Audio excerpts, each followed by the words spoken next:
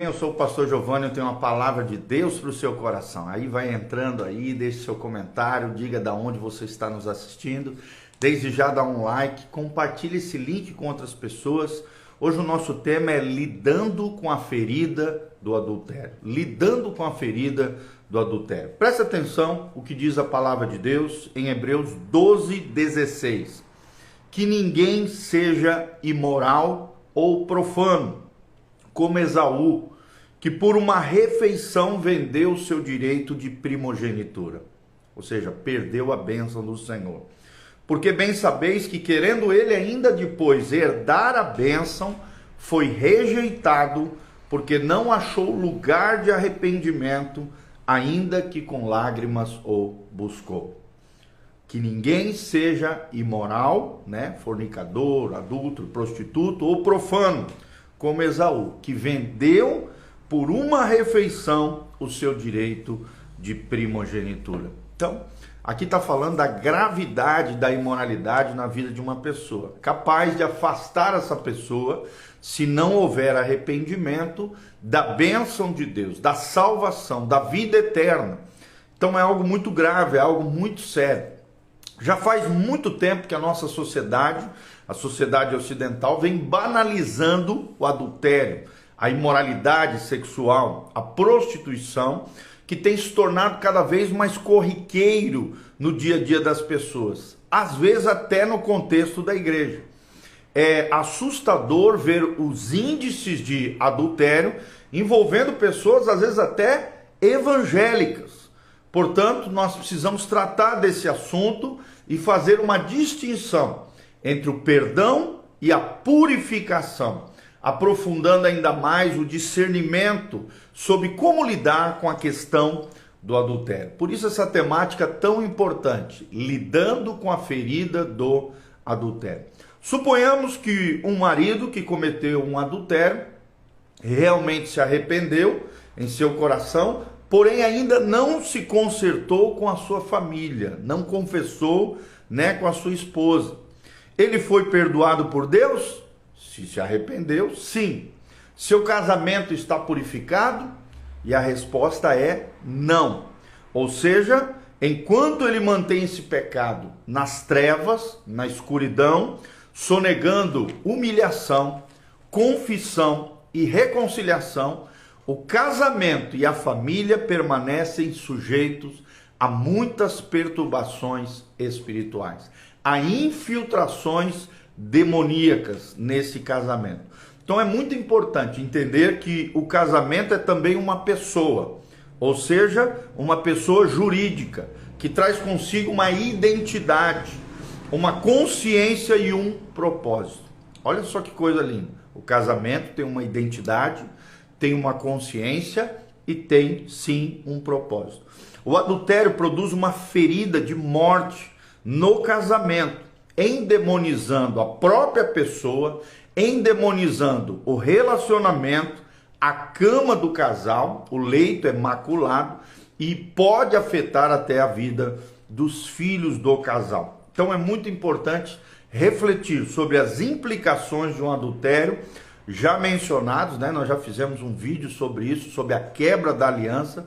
Você pode assistir aqui no nosso Instagram, no YouTube, também no Facebook. Nós temos um vídeo chamado A Quebra da Aliança, onde nós tratamos das implicações, as consequências que vêm com relação ao adultério. Agora estamos falando apenas de como lidar com a ferida de um adultério, tá bom? Então, depois que o adultério aconteceu, o caminho para uma possível restauração é sempre muito doloroso e muito traumático. Vou repetir: o caminho possível para a restauração, no caso de um adultério, é sempre muito doloroso e traumático. Não só para quem fez, mas principalmente para quem foi ofendido e para ambos, e às vezes até na vida dos filhos, quando tem filhos envolvidos nesta família que foi ferida, maculada com o adultério.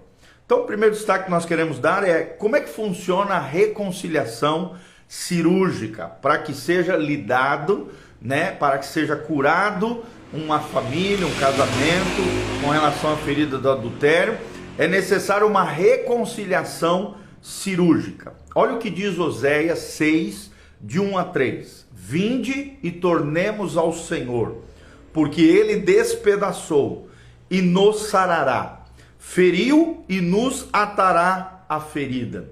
Depois de 2 dias nos dará a vida, e ao terceiro dia nos ressuscitará, e viveremos diante dele, e então conheçamos e prossigamos em conhecer o Senhor. Será que você quer conhecer e prosseguir em conhecer ao Senhor? E é interessante o que ele fala aqui. O próprio Deus despedaçou e nos sarará. Ele nos feriu e nos atará a ferida. Ou seja, quem nos cura da ferida é o Senhor. O livro de Oséias aqui trata de uma das piores fases da nação de Israel. O povo de Deus, o povo no Antigo Testamento, quando o relacionamento de Deus com o seu povo é dramatizado profeticamente através do relacionamento de Oséias, quando ele se casa com uma prostituta, amando de Deus, ou seja, o próprio Deus, para que o profeta sentisse na pele aquilo que Deus estava sentindo no seu coração, ele manda que Oséias tome uma prostituta como sua esposa. O contexto central aqui é o adultério da nação. O texto acima mostra a forma como Deus trata esse tipo de ferida moral, né? E também mortal. O que significa fazer a ferida a curar? É a grande pergunta. O que significa fazer a ferida e curar? Como é que Deus faz esse negócio? Ele faz a ferida, mas também cura. Ou seja, ele permite que a ferida aconteça, mas também promove a cura. Nada mais, nada menos do que uma intervenção cirúrgica celestial. Vou repetir, uma intervenção cirúrgica celestial. Essa é a terapia proposta por Deus para tratar a ferida do adultério. O câncer do adultério na nação de Israel, aqui no caso do contexto de Oséias. Eles seriam feridos, seriam levados cativos à Babilônia por 70 anos e depois então seriam restaurados através da providência divina. Um longo processo terapêutico, cirúrgico, aconteceu da parte de Deus. Isso gerou no povo de Israel um genuíno conhecimento de Deus, quebrantamento e arrependimento produzido pelo próprio Deus. Ou seja, o mesmo Deus que permitiu a ferida do cativeiro na Babilônia foi o Deus que restaurou o povo de Israel de volta à sua terra, produzindo um novo povo, um novo grupo de pessoas quebrantados, humildes, arrependidos na presença do Senhor. Sei que talvez muitas pessoas não gostam, do que nós vamos falar, talvez até não concordem. Alguns pastores simplificam essa situação ou então superficializam essa situação do adultério, achando que o que nós estamos falando aqui é duro demais. Já ouvimos muitas vezes algumas pessoas que adulteraram dizerem: se eu contar isso para o meu cônjuge, o meu casamento vai acabar. E na verdade o casamento já acabou quando houve o adultério. Se é que ainda existe alguma chance de resgatá-lo, é sim através da confissão do pecado. Por quê? Porque a outra pessoa foi ferida, foi ofendida, foi arrebentada. A confissão é apenas a cirurgia para tentar retirar o câncer que o adultério produziu no casamento e também na família. Muitas vezes esse casamento já está em estado terminal e tentar salvá-los é necessário da parte pastoral e das partes envolvidas na ferida do adultério. É necessário pensar também nas consequências antes de cometer o adultério. É fácil falar, é fácil querer omitir, é fácil querer jogar a sujeira para debaixo do tapete. E isso deve ser pensado antes de se cometer adultério. Ou seja, se eu ferir, se eu machuquei, eu vou ter que expor essa situação. Isso deve gerar um temor no nosso coração para que não venhamos a cair nesse erro e nessa falha. Depois da queda, a única solução é enfrentar de forma corajosa o trauma da cirurgia celestial. Muitos querem a libertação apenas até este ponto. Quando chega na hora para morrerem para si mesmos, enfrentando com transparência e responsabilidade os próprios pecados, geralmente muitas pessoas desistem do processo de cirurgia de Deus na vida das pessoas, desse processo de restauração a partir do nosso interior. Por isso temos muitos casos, né, de pessoas que já passaram por inúmeras libertações, né, do ponto de vista demoníaco, espiritual, porém não trouxeram nenhum benefício real, porque faltou transparência e responsabilidade com relação aos próprios pecados. A ferida produzida pelo adultério fica tão internalizada que demanda uma intervenção cirúrgica pelo próprio Deus. Não tem como resolver ou confessar um adultério sem que o cônjuge traído e, consequentemente, o próprio casamento sofram uma profunda ferida. Não tem como, gente. Tem que se trazer à luz. A Bíblia diz: se andarmos na luz, como Ele na luz está, temos comunhão uns com os outros, e o sangue de Jesus, seu Filho, nos purifica de todo pecado. 1 João 1,7. Se confessarmos os nossos pecados, Ele é fiel e justo para nos perdoar de toda iniquidade. Então, o perdão e a purificação só vem através da confissão de pecado e, obviamente, o arrependimento e o abandono, mas também de trazer à luz e promover novamente a comunhão que foi quebrada com o pecado, com a ferida do adultério, tá bom? Então, ninguém nunca estará, teoricamente, preparado para ouvir uma confissão como essa. É óbvio, ainda mais porque houve uma ofensa, uma injustiça, algo terrível. Isso é como passar pelo vale da sombra da morte. E é o que acontece. A ferida, né, causada por tudo isso promove morte no casamento, promove morte na família. E só Deus, através de dois corações que se reconciliam, se perdoam e de alguma maneira são restaurados pelo próprio Deus, podem trazer à vida novamente aquilo que já estava morto através do adultério. Mas por mais dolorosa que seja, essa é a ferida do médico, a ferida da cruz. Temos que passar pela cruz. Se é que ainda existe alguma possibilidade de salvar o casamento, esse é o caminho da cruz. Por incrível que pareça, na nossa experiência, né, intermediando várias vezes esse tipo de confissão até hoje, nunca dá errado, gente. Por quê? Porque o caminho da cruz funciona. O caminho de Jesus é o correto, biblicamente falando. Começa com uma confissão sincera, sustentada por um legítimo compromisso de mudança. É o que a gente chama de arrependimento, metanoia, mudança de mente para que haja mudança de comportamento.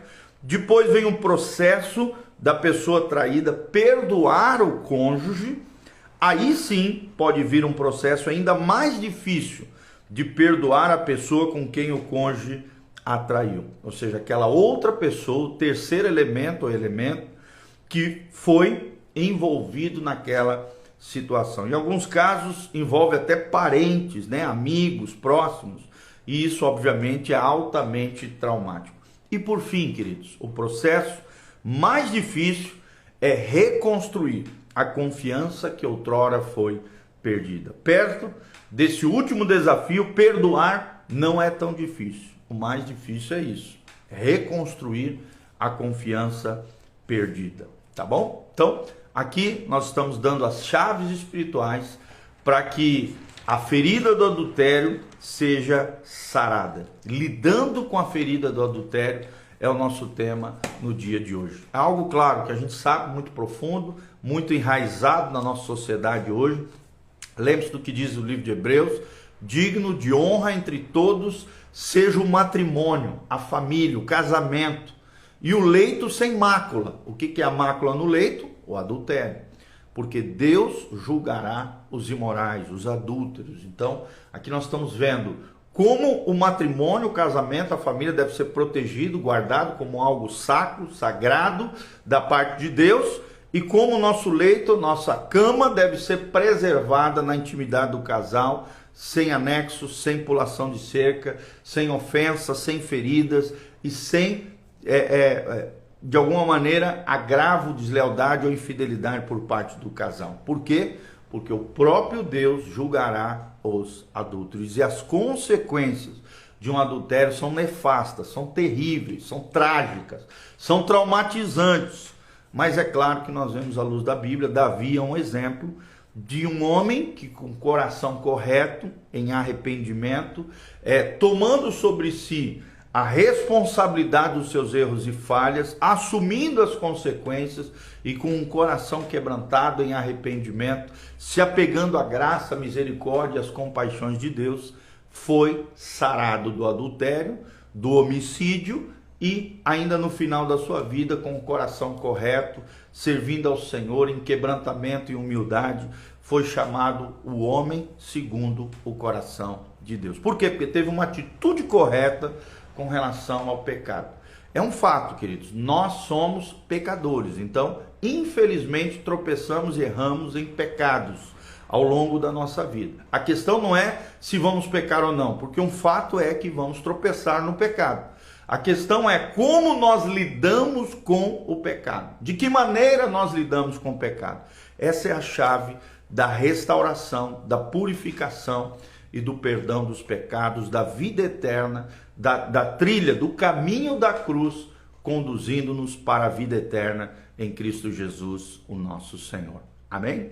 Quero desde já mandar um abraço para o Marcos Celestino, o Jason Merquiades, o Aneraldo, o Paulo Giovanni Santos, a Camila Godoy, o Marcos Celestino, a Claudinha e a Daniela Cossetino. Todos vocês que estavam aqui online conosco, assistindo, você que chegou aqui no final pode passar novamente e assistir esse vídeo novamente completo, onde nós estamos falando sobre como lidar com a ferida do adultério, uma coisa tão grave, tão séria e tão enraizada na nossa sociedade hoje, tá bom? Eu sou o pastor Giovanni, aqui no link de descrição tem todas as informações da nossa igreja, as nossas redes sociais, as informações de como você pode contribuir, se levantar como um cooperador fiel nessa obra linda, nesse ministério.